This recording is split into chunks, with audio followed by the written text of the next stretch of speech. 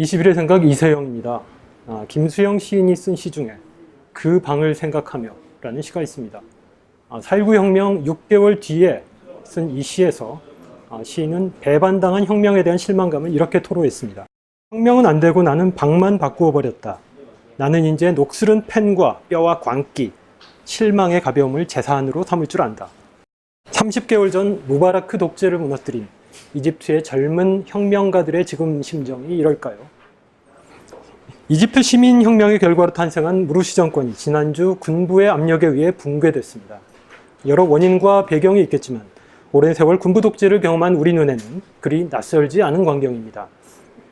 4.19 혁명 1년 뒤에 벌어진 박정희 쿠데타, 1980년 서울의 봄을 무너뜨린 전두환의 5.17 쿠데타가 그랬으니까요. 대체 이집트에서는 무슨 일이 벌어지고 있는 것일까요? 2년 전 무바라크의 철권 통치를 종식시킨 이집트 민중들은 혁명의 전리품인 민선정부가 군부에 의해 축출되는 것을 왜 묵인하고 심지어 지지했던 것일까요? 지난 7월 1일 군부가 무르시 대통령을 상대로 48시간 이내에 결단을 내려라 최후 통첩을 내렸고요. 그리고 나서 무르시 대통령과 집권당이 하야를 했죠. 하야가 이제 쫓겨났죠. 네. 그 이후로 지금 상황들이 어떻게 진행되고 있나요? 일단 상황을 좀 정리를 하면은요. 그 6월 30일이 무르시 대통령의 취임 1주년이었습니다. 6월 30일 날 이집트 전역에서 수백만 명이 나와서 이제 무르시 대통령의 자진 사임을 촉구하는 대규모 집회를 벌였고요. 이튿날 군부에서 48시간 최후 통첩을 하죠. 말은 쉽게 무르시 대통령이 국민의 요구를 들어야 된다라고 얘기했지만 사실상 하야를 하라 이런 최후 통첩을 한 거고 48시간 안에 조치가 취해지지 않으면 군부가 이제 자기들의 정치 로드맵을 부과하겠다라고 얘기를 했죠. 그리고 48시간이 지나는 동안에 급박해지니까 무르시 대통령으로서는 여러 차례 지금까지 해온 것처럼 거국내각을 구성하겠다라고 하면서 야권에 다시 한번 거국내각 구성을 위한 대화를 하자 이렇게 얘기를 했는데 그것조차 이제 야권에서 거부를 했고요. 결국 48시간이 지났고 군에서 이제 쿠데타를 일으킨 거죠. 헌정 질서를 중단시키고 그다음에 무르시 대통령을 포함해서 자유정의당의 모체인 무슬림형제단의 지도부를 대거 검거를 하고 그러면서 헌정 질서를 유린하고 임시 대통령을 바들리 만수르 헌법재판소장을 임시 대통령으로 지명을 하면서 전국을 장악을 해버린 거죠. 그 군부가 지명한 헌법재판소장 같은 경우는 전임 무바라크 정권에서 임명된 사람인가요? 그렇습니다. 1990년대 초반에 헌법재판소 재판관으로 임명이 됐고요. 최근까지 헌법재판소 부소장을 하다가 무르시 대통령 집권 이후에 헌재 소장에 임명이 된 인물이고요. 그러니까 재미있는 것은 쿠데타 직후에 무르시 대통령 행방이 묘연해졌거든요. 근데 이제 이집트 현지에서 나오는 소문으로는 대통령궁 수비대 군인이죠. 우리로 따지면 청와대 경호처 같은 데일 텐데. 그렇죠. 거기 막사에 지금 구금돼 있다라고 알려지고 있습니다. 그런데 군부에서 쓰는 표현은 무르시 대통령의 군부의 손님으로 지내고 있다라고 얘기를 했거든요. 생각해보면 1952년 가말 압델 나세르가 청년 장교단 쿠데타를 일으켜서 왕정을 무너뜨린 이후에 지금까지 군부가 이집트에서 집권을 하지 않은, 그러니까 권력의 전면에 나서지 않은 유일한 기간이 무르시 대통령 취임 이후 1년뿐이 안 되거든요. 그러니까 손님인 셈이죠. 그동안 군부의 손님으로 민선 대통령을 하다가 마음에 안 드니까 축치된 것 아니냐, 뭐 이런 비아냥도 좀 나오고 있습니다. 초대받지 않는 손님이었던가요? 그럴 수도 있죠. 지금 그 시위대들이 이제 반 무르시 시위대뿐만이 아니라 친 무르시 시위대도 지금 거리로 쏟아져 나오고 있다면서요? 그렇습니다. 쿠데타 전에도 물론 친 무슬림 형제단 시위대가 이제 정권을 옹호하기 위해서 또 다른 장소에서 타흐리르 광장은 반 무르시 시위대가 꽉 장악을 하고 있으니까 다른 쪽에서 카이로 대학 쪽이라든가 이쪽에서 시위를 하고 있었습니다. 그런데 이제 무르시 대통령이 축출이 된 것이 공식 확인이 되고 국영 텔레비전 방송에 군부에서 나와서 로드맵을 밝히고 하면서 성난 시위대가 이제 많이 모였죠. 쿠데타 당일에도 카이로 대학 근처 시위대들이 많이 다쳤어요. 경찰과 부딪히면서 그 이튿날 7월 4일, 7월 5일에도 지속적으로 군의 심장부인 카이로 외곽에 있는 공화국 수비대 앞에서 네. 격렬한 시위가 있었고요.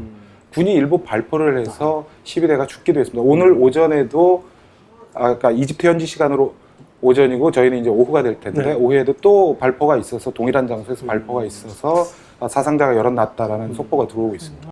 2011년 이 시민혁명으로 무바라크 정권이 축출된 이후에 아까도 말씀드렸지만 일종의 혁명의 전리품으로 등장한 민선정부란 말이죠. 그렇죠. 근데 이런 정부가 어떻게 그렇게 허망하게 무너져 내린 거죠? 문제는 뭐냐면 작년 6월 30일에 무르시 대통령이 취임을 한 이후에도 사실은 대통령으로서의 정권을 가지지 못했어요. 그러니까 선거를 끝내고 선거 승리자가 발표되기 전 그 중간에 그때 당시까지 혁명 이후 18개월 동안 전국을 장악하고 있던 군부에서 헌법 선언을 해요. 거기에 보면은 그 민선 대통령이 취임을 하고 나서도 입법, 행정, 사법의 모든 권력을 군부가 상당 부분 장악하는 내용을 담고 있었거든요. 그러니까 결국은 민선 대통령이 취임을 한 이후에도 전국을 대통령으로서 장악을 하지 못한 거죠. 그래서 한 달 보름 남짓 뒤에 무르시 대통령이 다시 대통령이 헌법 선언을 다시 내놓으면서 군부가 내놓은 것을 없애고 권력을 장악하는데 네. 문제는 그 과정에서 두 가지 의문점이 생겼는데 네. 하나는 군부가 오롯이 장악하고 있던 권력을 대통령이 가져오면서 대통령 권한이 갑자기 비대해진 거죠. 네. 지나치게. 이 야권에서는 의심의 눈초리를 줄 수밖에 없고 또 하나는 뭐냐면 같은 기간, 같은 비슷한 시점에 군부 숙군 작업을 하는데요. 네. 거기 이제 무함마드 탄타위 같이 20년 넘게 국방장관을 하던 네. 군의 수장도 갈아치우고 또 육해공은 3군 참모총장도 갈아치우는데 문제는 이 사람들이 그렇게 쉽게 나갈 사람들이 아닌데 네. 어떻게 이렇게 쉽게 나가느냐. 무슬림 형제당과 모종의 뒷거래가 있지 않았겠느냐. 이런 그 억측들이 커지면서 야권의 반발을 부르죠. 그러다가 12월에 무르시 대통령이 다시 한번 대통령 권한을 강화하는 형태의 재헌 헌법을 만들고 네. 그것을 만든 것은 또 무슬림 형제당이 장악하고 있던 재헌위원회였고 네. 이러다 보니까 무르시 대통령이 제2의 파라오가 되는 것 아니냐, 제2의 무바라크가 되는 것 아니냐라는 대중적인 반발이 모이게 된 겁니다. 어쨌든 이제 군부의 압력으로 이제 무르시 정권이 이제 축출이 되면서 네. 야당과 시위대는 이걸 또 환영을 한다고 성명을 발표하고 특히 이번에 무르시 정권을 쫓아내기 위해서 오로지 그것이 목적이 되면서 오히려 군부 독재 반대 투쟁을 열심히 벌였던 구국 전선을 중심으로 한 이집트 제야 세력이 네. 하물며 함딘 사바히 같이 지난 대선 때 1차 투표에서 3위를 하고 이집트 좌파 세력의 상징적인 인물조차 군부를 지지한 것은 아니지만 네. 군부가 나설 수밖에 없었다라는 불가피성을 강조하거든요. 그런 면을 보면 이집트 사회에 물론 특수성이 있겠지만 외부에서 보기에는 선뜻 이해가 안 되는 구조가 있는 것이죠. 5.16 직후에 장준하 선생이나 이런 분들이 뭐 지지 성명을 냈던 문제는 뭐냐면 우리 같은 경우는 군부 독재에 대한 경험이 없었으니까 네. 그럴 수 있겠지만 이집트 같은 경우는 물경 1950년대부터 물경 몇 년인데 어떻게 군부를 믿을 수 있는지 좀 밖에서 보기에는 선뜻 이해가 안 가는데 자기들의 정파적 이익이 더 중요했던 모양이죠. 글쎄요, 어찌 봐야 될지 네. 좀 더 상황시켜봐야겠어요. 이 이집트 군부가 불과 이제 3년도 안 돼서 민선 정부를 무너뜨릴 수 있었던 힘이 어디서 나오는지 네. 군부가 실제로는 권력을 놓지 않았다라는 네. 거거든요. 말하자면 이집트 군부는 1970년대 중반 이후로 전쟁을 해본 적이 없어요. 그런데도 강력한 징병제를 중심으로 해서 50만 이상의 네. 현역 군대를 보유하고 있거든요. 이거를 바탕으로 해서 군대가 직접 경제 활동을 하고 있습니다. 그러니까 엄청나게 많은 이권이 개입되어 있는데 구체적으로 어느 정도의 규모인지는 아무도 모릅니다. 그거 자체가 군사 기밀이거든요. 보통이라면 국방 예산에 대해서 감사원이 감찰도 할 수 있고요. 또 국회에서 국정감사를 하면서 또 조목조목 따져볼 수도 있을 텐데 이집트 헌법에는 그게 명시가 되어 있습니다. 아무도 노타치 이렇게 명시가 되어 있어요. 그게 이제 군부한테는 가장 중요한 이권이니까 그렇겠죠. 권력의 기반이기도 하고. 다만 지금까지 이제 여러 학자들이나 현지 언론에서 지적하고 있는 것은 이집트 GDP의 적게는 10% 정도에서 많게는 40% 정도나 될 40%. 것이다. 그러니까 생산하는 품목도 굉장히 재미있는데요. 네. 파스타, 생수같이 또 부탄가스 이런 것처럼 일상적으로 소비재 그렇죠. 소비재부터 시작해서 평면 TV, 자동차, 냉장고까지 다 한다는 거죠. 뭐 밀리터리 캐피탈리즘이라고 해야 되나요, 이건? 그러니까 뭐 군산 복합체 정도가 아니라 네. 군산 뭐 동일체 정도 되는 것 같은데요.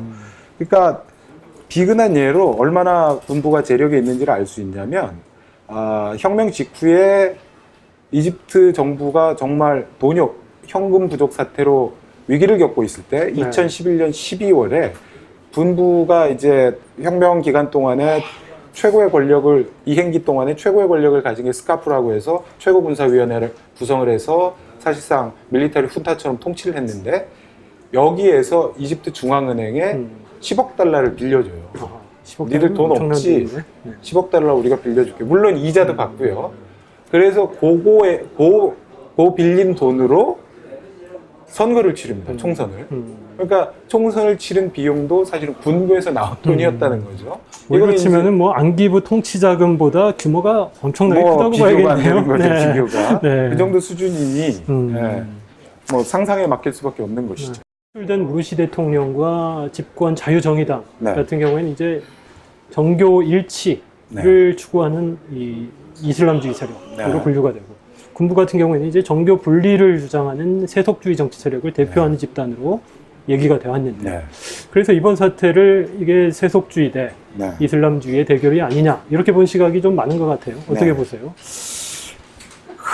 이제 보는 관점에 따라서 차이가 좀 있을 것 같습니다. 그러니까 그 무슬림 형제단은 뿌리부터 사실은 이슬람 구호단체였거든요. 물론 이슬람주의에 기반한, 그러니까 무슬림 형제단의 지지가 그렇게 강고할 수밖에 없는 것도 풀뿌리 자선 사업을 중심으로 해서 지역에서 뭐 우리로 따지면 공부방도 운영하고 진료소도 운영하고 뭐 이러면서 이제, 그렇죠. 그러면서 이제 강고한 빈민 구호 활동을 통한 풀뿌리 네트워킹을 가지고 이제 정치 세력으로 성장해 온 것이죠. 그런데 그 자유정의당이 나오면서 일정한 절연은 뒀어요. 일정한 절연. 그러니까 무슬림 형제단이란 뿌리 속에는 그 외곽 정치단체로서 존재하는 것이 무르시 대통령을 배출한 자유정의당이거든요. 그러니까 이게 정교일치다 이렇게 얘기를 하면 우리가 보통 이슬람주의 정치 세력을 모두 그냥 싸잡아 정교일치라고 하지만 사실은 이슬람이라는 종교 자체가 생활하고 굉장히 밀접되어 있는 종교여서 생활의 가치와 밀접하게 연결되어 있는 종교여서 이걸 싸잡아서 정교일치다 하고 하기엔 좀 어려운 구석이 있긴 합니다. 그 다음에 그 군부를 세속주의의 대변자다. 그래서 세속주의가 위기에 빠질 때 터키를 가지고 이제 그런 얘기를 많이 하는데요. 세속주의가 위기에 빠지면 군이 나서서 이슬람주의화되는 국가를 막아내고 국가 종교와 정치를 분리시킨다라고 얘기를 하는데 사실은 자기들 이권을 위해서 나오는 거지.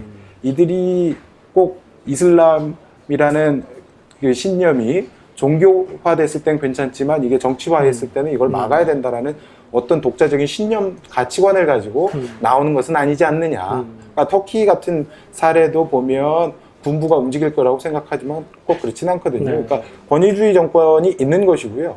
그 배후에 누가 있느냐는 사안별로 또 국가별로 좀 차이가 있지 않느냐. 이번 그 이집트 사태 같은 경우에는 군부가 나선 것이 과연 종교와 관련이 있는 것이냐 그렇게 보이진 않거든요.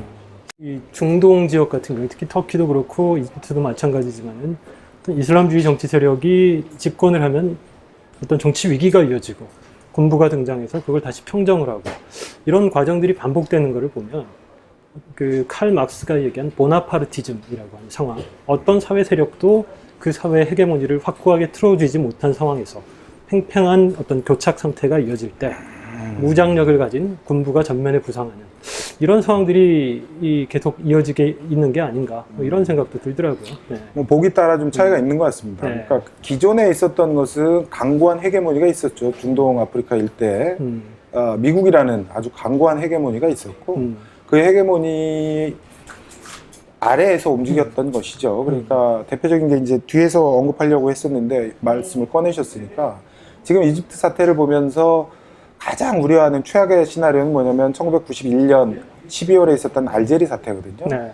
그 당시에도 알제리 군부가 이슬람주의 정권, 이슬람 구국전선이라는 이슬람주의 정당이 선거에서 압승을 거두니까 친위 쿠데타를 일으키면서 선거 무효를 선언하고 네.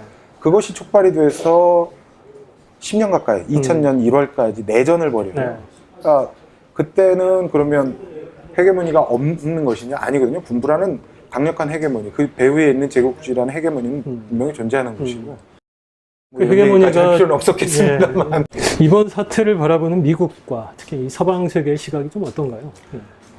애매합니다. 애매하죠. 그러니까 원칙적으로 보면 군부 쿠데타를 통해서 헌정 질서를 유지했을 경우에는 유럽 연합이나 미국이나 동의 국내법으로 일단 대외 먼저 중단해야 되고요. 재산 그다음에 동결해버리고. 그렇죠. 뭐 그런 일련의 수순들 있지 않습니까? 네. 가장 강력한 수준이 이제 그 외교 관계의 문제를 제기하고 그럼으로써 압력을 행사해서 다시 헌정 질서를 복귀시키는 일련의 과정이 있을 텐데. 프로세스겠죠. 예, 근데 딱히 그렇지 않아요. 그러니까 이번에 미국이나 유럽연합이 이집트 사태에 대해서 보여준 것은 한마디로 말하면 빨리 민정이양해라 이런 거거든요. 그게 무슨 얘기냐면 쿠데타라는 용어를 전혀 사용하지 않고 자금에 벌어진 사태에 대해서는 어쩔 수 없고 다만 니들이 재빠르게 민정이양을 했으면 좋겠다라고 얘기를 하는 겁니다. 이거는 이슬람주의에 대한 서구의 몰 이해와 네. 그 다음에 선입견이 있는 것이죠. 그러니까 어디에서나 이슬람주의 선거를 통해서 집권한 이슬람주의 정치 세력에 대해서 그동안 보여왔던 일련의 반응이 이번에도 나오는 건데요. 네. 반면에 저 아프리카 연맹 같은 데서는 쿠데타가 벌어지자마자 바로 회의 열어서 이집트의 회원국 지위를 정지시켰어요. 네. 그러니까 제일 먼저 하는 조치거든요. 그래서 군사 쿠데타에 대해서도 그때 달라요 네. 하는 행태가 이번에도 보여지는 게 않아서 좀 씁쓸한 마음입니다. 네. 이집트 사태가 이 중동을 포함한 주변국 전체로 좀 확산될 가능성은 어떤 건가요? 뭐 영향이 좀 있을까요?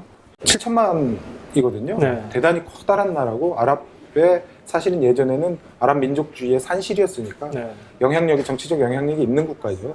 거기서 이슬람주의 정치 세력인 무슬림 형제단이 집권했을 때 제일 싫어했던 게 사실은 사우디아라비아, 네.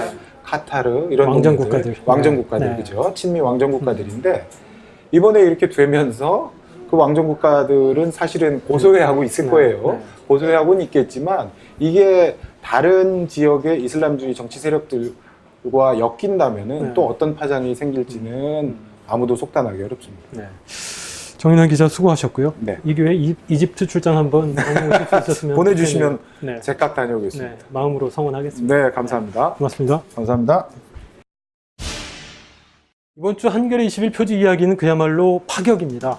국정원의 국정 개입 사태를 바라보는 시민들의 분노를 모아 한겨레 21이 시민 고발장을 썼습니다. 시민 고발에는 시국선언에 참여한 대학생, 교수, 사회단체 대표, 종교인 등이 참여했는데요. 첨부된 고발인 10명의 의견서를 보면 이들이 이번 사태를 어떻게 바라보는지, 무엇이 이들을 분노하고 행동에 나서게 만들었는지 생생한 육성을 들으실 수 있습니다.